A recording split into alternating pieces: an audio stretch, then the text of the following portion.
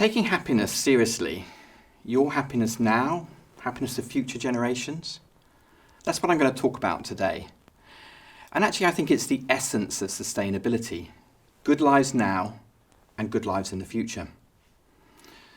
And in this challenging year, 2020, the year of COVID, if it's taught us anything, it's that what we value most is human relationships. It's not the material goods. In fact, you could go as far as to say that the material goods don't deliver the well-being goods. And in many ways, that gives us optimism when we think about sustainable futures. We can see low material pathways towards that.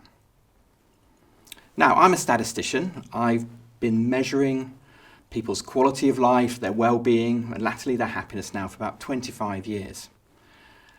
And I firmly believe that feelings are data. And I'm going to show you a graph now of this year, people's experience at work and how we turn those feelings into data. So here's the graph. And basically, as you can see, at the beginning of the year, people are going along as normal. And then March comes. COVID starts to strike. In London, at the beginning of the week of March the 8th, everything seemed pretty normal. There was some anxiety in the air, but by the end of the week, it was emptying. We were going to work from home. The underground was empty. People were anxious. And that's reflected in the data as people start scoring more lowly on how they felt at work this week. That's the question I asked for this graph. How have you felt at work this week? From very unhappy to very happy. And we translate that 1 to 5 scale into this. And then you can see a remarkable story of human resilience as people start building up to back to where they were. Teams adjusting, people working hard, people trying to adapt to working from home and the new ways of working. Now, albeit people drop out of our data set, the people that were made redundant, people that were furloughed aren't there. So this is not a complete story. And there's also huge variability of experience in there. You know, some people quite liked working from home. Others, they were dealing with young children at home, and it was really, really stressful for them. But overall, through the next few months, we see some return back to where we were. Not quite. And as you can see at the end of the graph, as winter's coming, second and third waves of COVID are coming, that some people are starting to struggle again. I think fatigue is setting in. Burnout is a real risk. And in fact, personally, I started to feel burnt out about July. Just suddenly, it was all quite overwhelming. And I had to really try and look after myself better and actually help my team at work look after themselves better. So that's a graph of people's experience at work. So it's gathered from our clients, Friday Pulse clients. And it's, as I say, it's illustrative of what's gone on, but it really does show that feelings are data. And that isn't actually very far from how neuroscientists think of feelings and human emotions. The neuroscientist Antonio Damasio talks about how feelings help us monitor our environment. They motivate us to act, and they help us adjust our behaviours. So that monitoring is like a good-bad signal. Are we in a good place, in a bad place? Should we approach? Should we avoid? And that approach-avoid is the motivation that gets into our behaviour. And when we think about happiness at work, it's both a great measure of our environment, how we're doing and how we're fitting in. But then happiness and other what's so-called positive emotions motivate us to behave in some ways. Psychologists have often talked about this idea of positive and negative emotions. So negative emotions, such as anger and fear, are part of the fight and flight mechanism. They're not negative as in dysfunctional, they're about dealing with threats for us. So the positive emotions have actually got a whole array of things. So happiness is almost like a sort of gateway word to an array of them. We've got some which are high energy, like joy and enthusiasm, which are helping us mobilize energy. We've got some which are quite low energy, like contentment, which is helping us reflect on what's going well. And then we've got all sorts of in between. Curiosity to explore the world, interest to focus. Amusement, laughter is helping us bond. And all of these experiences at work and at home are nourishing to us. That, you know, if we're going to engage with big issues such as sustainability, we also need to look after ourselves. You know, we must make sure we don't get burnt out. And if we have jobs that we enjoy, home lives that we enjoy, then we've got more energy with which to tackle these big issues. Now, the great thing about positivity at work and happiness at work is it is aligned with all sorts of business goals. So we know that people are happier and more productive. They stay longer for a company. But really, really critically when it comes to sustainability is that they're more innovative and more creative, and we need a lot of innovation and creativity in the world at the moment. And psychologists do these great experiments, so this is one of my favourite ones, where they take a group of people and they give them a lateral thinking problem. And the lateral thinking problem in this particular experiment is that they give people a candle, a box of tacks and some matches, and they say, can you attach the candle to the wall in such a way that when you light it, the wax doesn't drip on the floor? And it's sort of a mind mess because, how do you do that? Once you know, it's quite easy. What you do is you realise there's a box of tacks and you can empty the tacks on the floor and then you can pick them out and you can put the box on the wall and put the candle in that, and boom, it's not dripping on the floor. Easy when you know how. But what they do to people is that they leave some people in a control group, they do nothing, they're neutral mood. They put some into a negative mood, and then they put some into a positive mood, and they look about how quickly they solve this problem, or whether they do. And what they found is that the people in the neutral group solved this problem 13% of the time in 5 minutes. People in the negative mood solved it 20% of the time.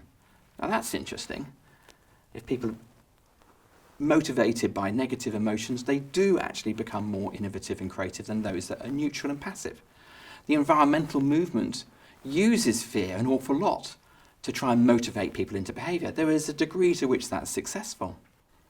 But then if you look at the positive group, 75% of them solved the Dunker candle experiment in 5 minutes. That's massively different. And what I think that means is we need to create a future, a vision of the future which we want to approach, that we want to move towards, but where people feel safe and secure, where they feel their futures are, and they also feel their present is. As I said, good lives now, good lives in the future. Good work now will create good lives in the future. Now, 15 years ago, I came up with an idea, which was how do we capture that vision of good lives? And how do we do that at a national level? A lot of the logjam about sustainability is about international agreements. And so instead of thinking in terms of purely financial terms in the success of nations, I started to think about in well-being terms. Could we capture that? Could we look at the relationship between that and sustainability? So to give you an illustration of how logjam things are, let's look at this first graph, which is GDP per capita on the vertical axis, and then ecological footprint, which is a relatively good measure of overall impact. How much pressure do we put on the planet?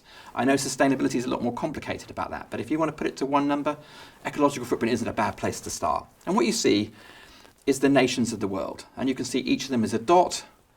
And basically, they look in a pretty straight line, that the higher your GDP per capita, the higher your ecological footprint.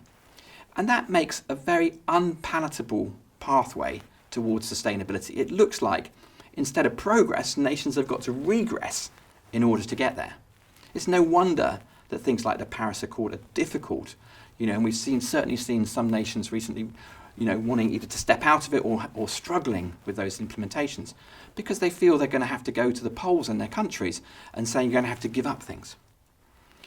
But if we instead, in the vertical axis of putting GDP per capita, put a measure of overall well-being, which I would suggest is the quality of people's lives. And we can measure that by saying, how long do they live and how happy they are? It's basically quality adjusted life expectancy. And if you do that, then suddenly look how the nations of the world spread out much more. We can see top right there, nations which have relatively good levels of well-being but high ecological footprint. And we can see bottom left, low levels of well-being and low ecological footprint. That's not a very good vision of the future. But if you look towards the top left, you start to see a group of nations where good lives are sort of not costing the earth. There still might be some more to be done. And right there on its own as an outlier is Costa Rica. Very, very interesting. Life expectancy longer than the USA. Happiness higher than the USA. Ecological footprint a third to a quarter of the USA. They really are much more efficient and effective at turning their resource use into good lives for their citizens. And that gives us a vision of where we could get to. But of course, there's multiple pathways to that. Sub-Saharan Africa, improving well-being. Rich developed nations, reducing ecological footprint. Countries like Costa Rica, Vietnam, ones that are doing relatively well on the index, how do they maintain that as they develop their development paths going forward?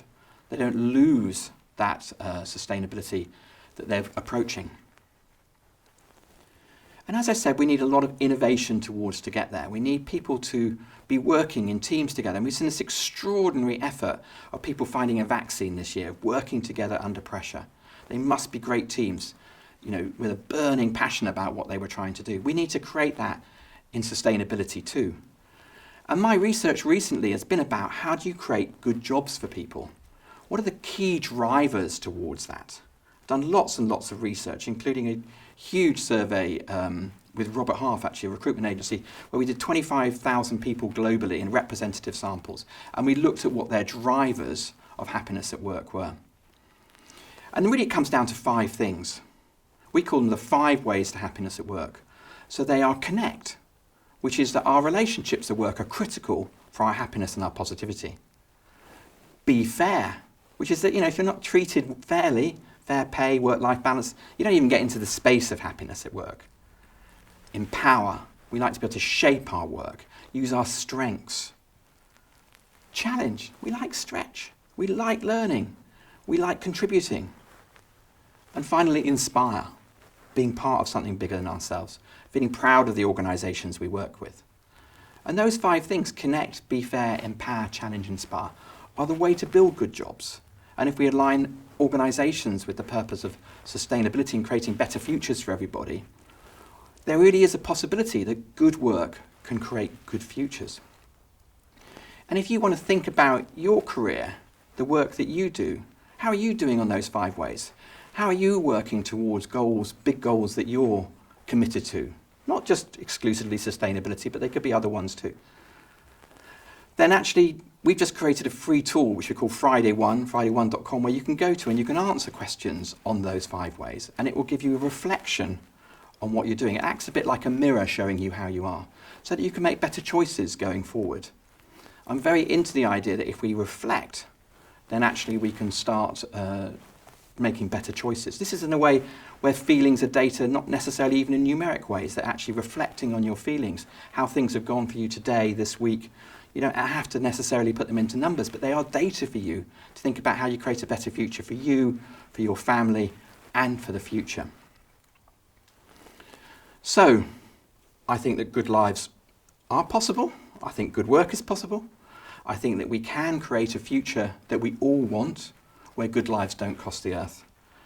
And I think choosing what we contribute most in this world, which is our work, and how we can create good work for people, which is satisfying for them so they've got the energy to do it, and is also contributing to sustainability, is the way that we can all create a world that we all want, where good lives don't cost the earth.